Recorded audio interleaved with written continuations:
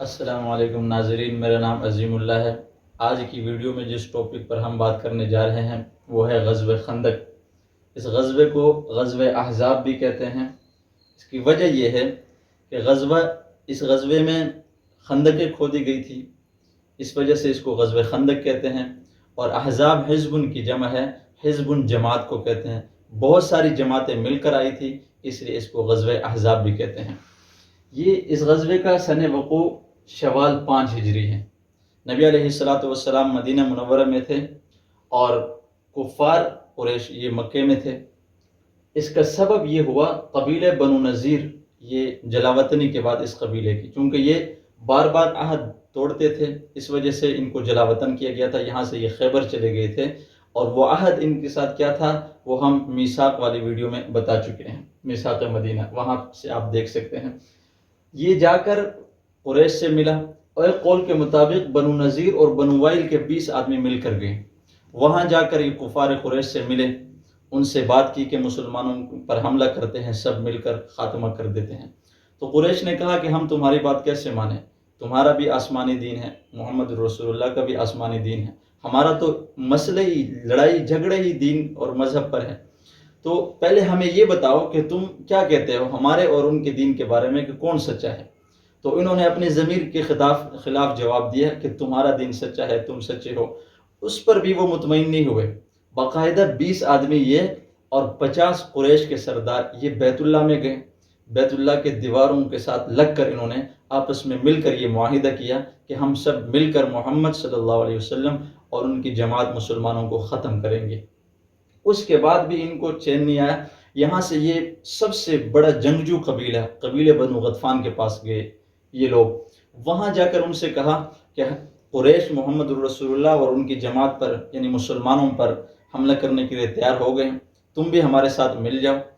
اور لالچ میں انہیں یہ کہا کہ مدینہ کی جتنی بھی کھجوریں ہیں سال میں ہم آدھے کھجوریں آپ کو دے دیں گے۔ یہ سن کر یہ قبیلہ غطفان بھی تیار ہوا۔ تو مسلمانوں کے خلاف لڑنے کے لیے ابو سفیان کا قافلہ، ابو سفیان کے ساتھ اس کی اپنی جماعت 4000 پر مشتمل تھی۔ یہ مر زہران ایک مقام پر پہنچے، وہاں پر یہ بہت سارے قبائل پہنچے، قبیلے بنو اسلم، بنو اشجع، بنو مرہ، بنو فزارہ، بنو غطفان اور بنو کنانہ۔ یہ سارے قبائل مر زہران پر آ کر ان کے ساتھ ملے، یہاں سے یہ روانہ ہوئے۔ جب اللہ کے نبی کو ان کی آنے کی خبر پہنچی تو حضور نے سب سے پہلا جملہ فرمایا حسبنا اللہ و نعم الوکیل۔ اس کے بعد صحابہ اکرام کو بلایا، مشورہ کیا۔ اس مشورے کی مجلس میں حضرت سلمان فارسی رضی اللہ تعالیٰ عنہ بھی تھے۔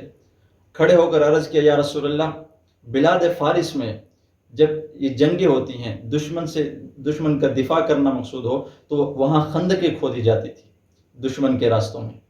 تو اللہ کے نبی نے حضرت سلمان فارسی رضی اللہ تعالیٰ عنہ کی یہ بات حضور کو پسند آئی اور حضور نے پھر خندقیں کھودنے کا حکم دیا۔ اور یہ مدینہ کی صرف شمال کی جانب جو راستہ تھا وہاں سے دشمن کے آنے کا خوف تھا، باقی 3 جانب وہاں پر کھجوروں کے درخت اور مکانات تھے۔ یہاں پھر یہ 3.5 میل لمبی خندق کھودنے کا حضور نے حکم دیا اور خود اپنے ہاتھوں سے حضور نے اس کی لمبائی اور چوڑائی کی نشاندہی کی۔ حضور نے وہاں نشان لگائے اور صحابہ اکرام نے یہ خندقیں کھودنا شروع کر دیا، اور تقریباً 6 دن لگے ان خندقوں کو کھودنے میں۔ 6 دنوں میں یہ 3.5 میل لمبی خندق صحابہ اکرام نے حضور سمیت یہ کھودی۔ جب آپ علیہ السلام یہ خندقیں کھود کر فارغ ہوئے تو یہ لوگ ابو سفیان اور یہ بہت سارے قبائل وہاں پہنچے۔ یہاں پہنچنے کے بعد مدینہ میں جو قبیلہ بنو قریظہ یہ عہد کے تحت یہ مدینہ میں رہتا تھا، معاہدہ تھا، یہ لوگ ان سے ملے، انہیں جا کر انہیں ورغلایا، انہیں سمجھایا کہ آپ لوگ بھی ہمارے ساتھ آ جاؤ، ہم مل کر مسلمانوں کو ختم کر دیں گے، مدینہ ہمارا ہو جائے گا۔ وہ پہلے تو تیار نہیں ہو رہے تھے کہ ہمارا معاہدہ ہے، بالآخر ان لوگوں نے ان کو بھی تیار کیا، اب وہ بھی ساتھ مل گئے۔ اب مسلمانوں کے لیے یہ بہت بڑا چیلنج تھا، کفار کی ساری جماعتیں مل کر مدینہ پر حملہ کرنے کے لیے آئی۔ اب یہ سلسلہ وہاں پر چونکہ خندقیں تھیں، مڈ بھیڑ نہیں ہوئی، دونوں جانبین سے وہاں تیر اندازی ہوتی رہتی تھی، اور کئی لوگ آگے بڑھنے کے لیے مسلمانوں پر حملہ کرنے کے لیے آتے تھے، لیکن وہ خندق ان کا فاصلہ اتنا تھا کہ وہ گھوڑا اور انسان اس کو پھلانگ نہیں سکتا تھا، اس لیے جانبین سے تیر اندازی ہوتی رہی، جس کے نتیجے میں 6 صحابہ اکرام شہید ہوئے اور 3 یہ کفار مر گئے۔ اب یہ سخت سردی کا زمانہ تھا، مسلمانوں کے پاس سامان جنگ بھی کم تھا، یہ 3000 تعداد تھی مسلمانوں کی اور 36 گھوڑے تھے، اور ان کے پاس یہ 10,000 تھی اور 300 گھوڑے تھے اور 1000 اونٹ تھے، اور بہت سارا ان کے پاس کھانے پینے کا بہت سارے انتظامات تھے، اور مسلمانوں کے پاس کھانے پینے کے لیے بھی کوئی اتنے وافر مقدار میں اشیاء نہیں تھی، اور سخت سردی کا زمانہ تھا۔ تو یہ تقریباً یہ محاصرہ اس نے طول پکڑا، تقریباً 20 دن اور ایک روایت کے مطابق 1 مہینہ یہ محاصرہ رہا، اور صحابہ اکرام پھیرت دیتے رہے باری باری۔ اور حضرت ام سلمہ فرماتی ہیں کہ میں اس غزوے میں حضور کے ساتھ تھی خیمے میں، نبی علیہ السلام کبھی بھی ان محاصرے کے ایام میں آپ نے آرام نہیں فرمایا، تھوڑی دیر کے لیے لیٹتے، کوئی آواز آتی آپ باہر چلے جاتے۔ یہی محاصرے کے دوران پھر فتح کے اسباب شروع ہوئے، وہ کیسے کہ یہ نعیم بن مسعود رضی اللہ تعالیٰ عنہ، یہ قبیلے بنو غطفان کا تھا، سرداروں میں سے تھا۔ یہ حضور کی خدمت میں حاضر ہو کر اس نے کلمے کا اعلان کیا کہ یا رسول اللہ، میں مسلمان ہو چکا ہوں، میرے قبیلے والوں کو اور کسی کو نہیں پتہ، اب آپ مجھے حکم فرما دیں، میں اسلام کے لیے کیا خدمت کر سکتا ہوں۔ تو حضور نے فرمایا کہ یہاں تو آپ اکیلے آدمی کیا کر سکو، کیونکہ تمہارے اسلام کا ان لوگوں کو نہیں پتہ، اب ان لوگوں میں جا کر اسلام کے لیے کوئی خدمت کرے اسلام کی۔ تو اس نے اجازت مانگی، یا رسول اللہ مجھے کوئی چال کی اجازت دے دیں، میں کوئی چال چلوں۔ اللہ کے نبی نے فرمایا ٹھیک ہے، آپ چال چلیں، کیونکہ جنگ چال کا ہی نام ہے۔ یہ نعیم بن مسعود رضی اللہ تعالیٰ عنہ سب سے پہلے یہ چال چلی، اور چال لے کر یہ گئے بنو قریظہ کے پاس، ان سے جا کر کہا کہ بھئی تم لوگوں کو معلوم ہے کہ یہ مدینے میں ہے، اللہ کے نبی مسلمان اور تم لوگ بھی مدینے میں رہتے ہو، بالفرض اگر وہ لوگ ہار گئے یا محاصرہ اٹھا کر وہ چلے گئے، اور تم کیا کرو گے، اکیلے تم مسلمانوں کا مقابلہ نہیں کر سکو۔ یہ ان کے دلوں میں بات ڈالی، تو انہوں نے کہا کہ واقعی آپ کی بات ٹھیک ہے، لیکن اب ہم کیا کریں؟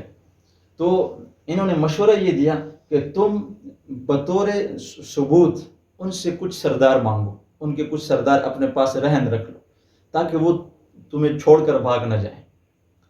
تو انہوں نے کہا کہ تمہاری بات بالکل ٹھیک ہے۔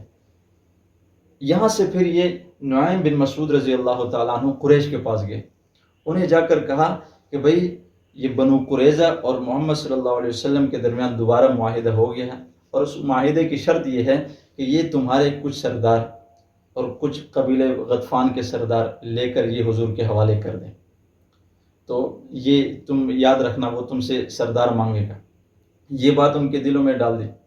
اب جیسے یہ بات دونوں کے درمیان یہ چال تھی، جنگ کی چال، تو ان لوگوں بنو قریظہ والوں نے ان سے یہ پیغام دیا کہ بھئی تم کچھ سردار ہمارے حوالے کر دو۔ اب قریش کو نعیم بن مسعود رضی اللہ تعالیٰ کی بات پر یقین ہو گیا کہ بھئی یہ بات تو ٹھیک ہے، اور ان کے انکار سے ان کو بھی یقین ہو گیا کہ یہ تو بھاگیں گے، اور ہم مسلمانوں کے خلاف کیسے اکیلے لڑ سکتے ہیں۔ اب یہ پہلی چال تھی ان کے قدم اکھاڑنے کا، کہ ان کے درمیان ان کے اختلاف شروع ہو گئے۔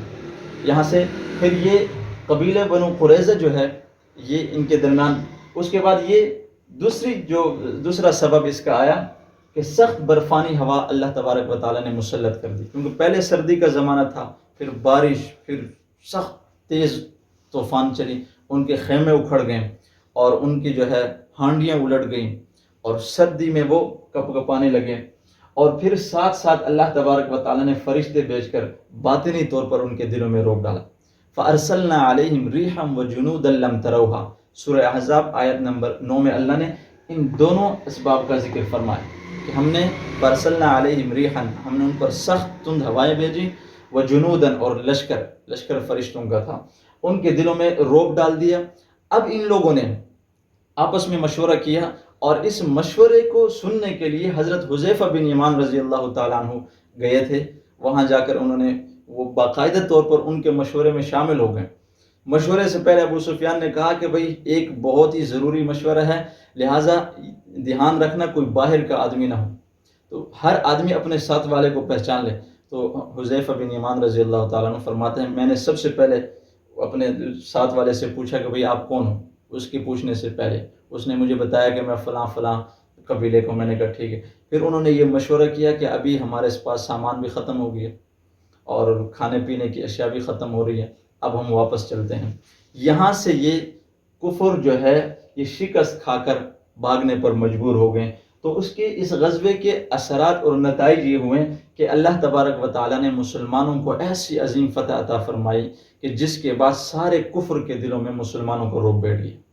اس کے بعد یہاں تک علماء نے لکھا ہے کہ یہ مدینہ منورہ کی سرزمین میں کفر اور اسلام کی آخری ٹکر تھی. اس کے بعد کفر نے مدینے پر حملہ کرنے کے بارے میں نہیں سوچا اور کفار کے دلوں میں مسلمانوں کو روب بیٹھ گیا کہ مسلمانوں کا اثر و رسوخ بڑھ گیا اور اسلام اس کے بعد مزید پھیلا.